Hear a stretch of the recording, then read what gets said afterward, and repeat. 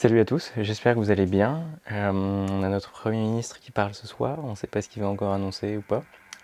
Bref, je pense que c'est une bonne idée de se donner des occupations pour les couvre-feux et confinements. Aujourd'hui, on va parler livres.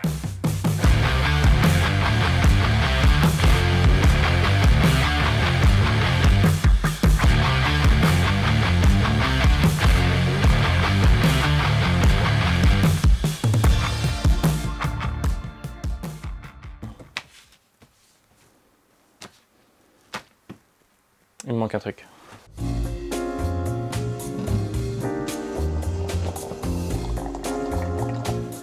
Ok.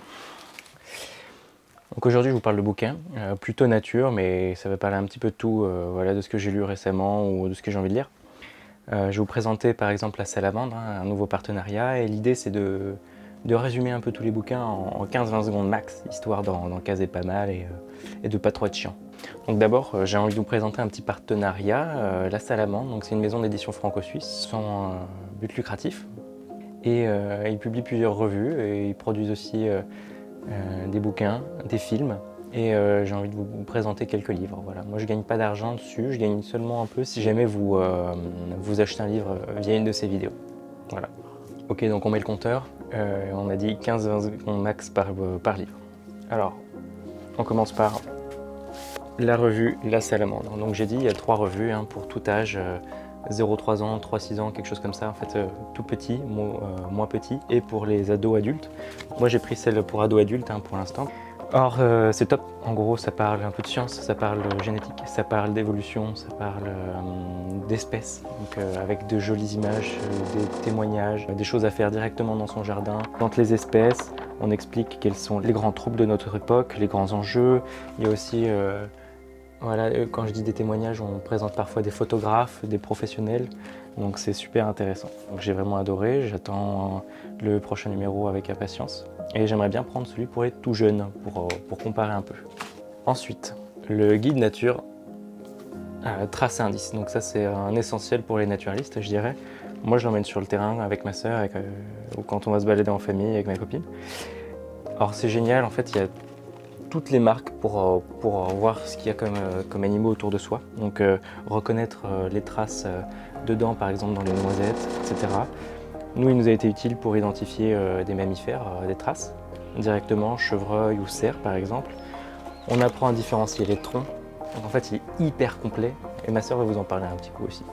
Bonjour, le livre, je l'ai trouvé très bien conçu. Il est à la fois ludique et informatif, ce qui le rend utilisable par tous. Que vous soyez un enfant ou un naturaliste, n'hésitez pas à vous prendre au jeu de l'identification de la faune sauvage avec qui vous cohabitez tous les jours. Avec ce guide, apprendre n'aura jamais été aussi amusant, alors n'hésitez pas et éclatez-vous. Suite. La vallée des loups. Alors là, c'est quelque chose un peu différent. Donc c'est disons, le témoignage d'un réalisateur de films animaliers, donc, qui part découvrir la nature proche de chez lui, puisqu'il y a le loup près de chez lui. Donc il décide de se rapprocher du loup et d'essayer d'entrer en relation avec lui. Alors, est-ce qu'il va y arriver? Oui. Je vous montre pas de photo du loup tout de suite. Et voilà, c'est magnifique, c'est un photographe, réalisateur. Donc juste pour les images, c'est absolument merveilleux. Et puis c'est toujours l'histoire de la rencontre de l'homme avec la vie sauvage, avec un grand V et un grand S. On continue avec... Donc là, c'était les bouquins à la salamandre. Donc si jamais il y en a qui vous intéressent, venez me demander un peu plus d'informations. Et vous avez des liens juste en dessous. Si jamais ça vous intéresse, les liens sont juste en dessous. Voilà. N'hésitez pas à venir m'en parler. On change de registre, enfin on reste dans la nature. Cette fois avec recueillir et soigner les petits animaux sauvages, c'est un peu un indispensable à avoir chez soi quand on a un jardin en tout cas, ou même un balcon et que des animaux risquent de venir. Qu'est-ce qu'il faut donner à un hérisson ou pas? On a un jeune rouge-gorge qui est arrivé sur notre terrasse et on ne savait pas trop quoi faire. Donc ce bouquin il résume tout, par exemple ne rien faire au départ, attendre d'être sûr que la mère n'est pas revenue le chercher. Bref, c'est vraiment indispensable. Voilà, pour le héron cendré, on ne sait jamais si vous habitez à côté d'une zone humide, etc. Donc c'est très bien, quoi donner, quels soins faire, qui appeler, c'est parfait. Mais il y a juste un truc que je viens de voir là en feuilletant le bouquin, regardez un peu ce qu'il y a.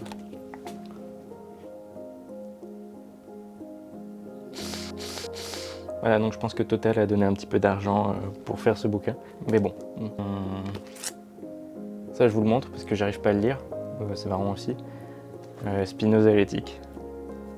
c'est vraiment, enfin c'est un classique, hein, mais j'y arrive pas, donc un jour je vous raconterai peut-être. La vie au cœur de la forêt de Peter Wohlleben, un truc comme ça.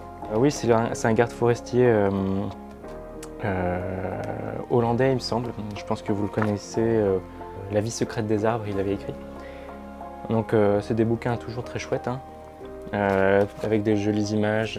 Celui-là, en gros, il présente un peu tous les animaux qu'on trouve en forêt, en tout cas dans nos régions. Et c'est un petit peu agrémenté de l'histoire forestière. Donc tourner un peu tourner autour de l'aspect écosystème, comment les espèces sont en relation, quels sont les enjeux de la coupe des arbres par exemple, les animaux sauvages et la peur, où y a-t-il de la vraie forêt. Donc voilà, c'est très intéressant. Moi j'ai pas accroché parce que, enfin c'est bien, mais bon, c'est pas mon préféré. Très rapidement, 3 bouquins que j'ai pas sous la main. Hartmut Frida, Comment rendre le monde indisponible. C'est un philosophe allemand qui écrit sur l'accélération du monde. Aujourd'hui, à un temps où tout nous est disponible, on connaît tout, on tape sur Wikipédia, on sait absolument tout. Pourquoi on le comprend de moins en moins? On connaît tout et pourtant tout se referme sur nous et ça explique un peu toutes les crises. Pourquoi il y a ces crises-là? Donc il parle de résonance, d'indisponible. Il explique qu'il faut rendre le monde moins disponible pour pouvoir rentrer en résonance avec lui. Donc je conseille, c'est de la philosophie, mais c'est très simple, c'est court et c'est très beau. Voilà. Ensuite, on continue dans le thème sombre avec l'événement anthropocène, La Terre, l'histoire et nous. Donc c'est écrit par Christophe Bonneuil et Jean-Baptiste Fressois, historien et chercheur au CNRS. Ce livre nous présente un peu pourquoi on en est arrivé là aujourd'hui. Je ne sais pas si vous avez lu Sapiens de Yuval Harari. C'était déjà très bien, donc là c'est un peu un travail de recherche un peu plus poussé sur comment on en est arrivé là, à quel point de bascule on en est, quels effondrements, pourquoi, est-ce qu'on était au courant de ce qui se tramait. Donc encore une fois l'accélération du monde, la consommation des ressources si rapide. En fait ça permet de se rendre compte de ce que les humains ont fait à la planète jusqu'à aujourd'hui et d'où on vient. Se rendre compte qu'en fait on a toujours été au courant de ce qu'on faisait. Hein, parce qu'on entend souvent des gens nous dire « oui mais on ne savait pas, machin ». Bref, ce texte vient donner des arguments contre. Donc voilà, c'est à la fois un exposé historique, rigoureux, sans complaisance, et c'est à mettre entre toutes les mains. C'est un peu difficile à lire, mais c'est vraiment un super livre. Je l'ai fait lire à pas mal de gens autour de moi. Ensuite, une note plus positive pour terminer, c'est la BD écrite par des collègues agronomes qui sont Eléa, il me semble qu'elles sont agronomes, Eléa et Amélie. Réveille ta montagne. Et si la montagne en fait avait un caractère juridique? Si la montagne devenait une personnalité morale, une personne morale, et pouvait être défendue, entrer en justice. Et donc c'est un super essai un peu utopique en fait. C'est très très chouette. Il y a surtout de très beaux dessins. Bravo à votre travail les filles, parce que vous avez fait une BD magnifique. Voilà. Donc je vous laisse sur quelques petites images en baie de Somme avec une vidéo qui va arriver. N'hésitez pas à aimer, à vous abonner. Donc, il va y avoir des vidéos de contenu très très différents à venir. Alors là c'était des bouquins. J'aimerais bien faire des entretiens, vous emmener aussi sur les tournages et vous parler environnement. Donc merci par avance et à bientôt.